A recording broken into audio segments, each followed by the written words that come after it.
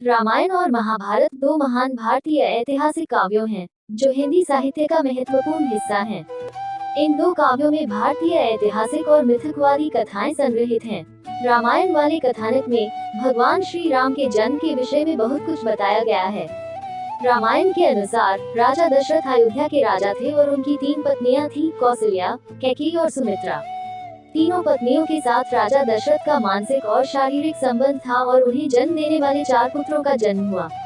इन चारों पुत्रों में से सबसे बड़े और महान संतान भगवान राम थे। रामायण के अनुसार राजा दशरथ ने अपने पुत्रेष्टि यज्ञ का आयोजन किया, जिसमें वे भगवान विष्णु की कृपा और अनुग्रह के लिए प्रार्थना कर रहे थे।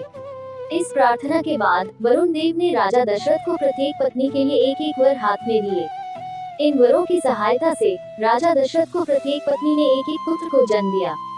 इस प्रकार भगवान राम का जन्म हुआ, जो बाद में माता कौशल्या और राजा दशरथ के गहन प्यार और पोषण के तहत बड़े हुए।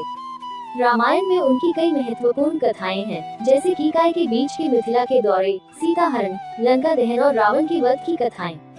महाभारत कथानक के अनुसार राजा विचित्रवीर्य के पुत्र विचित्रवीर्य थे। वह भृत्यों से तत्पर हो गए थे और जब उनकी मृत्यु हो गई तो समग्र क्षत्रिय समुदाय के सत्ताधारी 6 वधुओं ने उन्हें पति के रूप में नहीं स्वीकारा।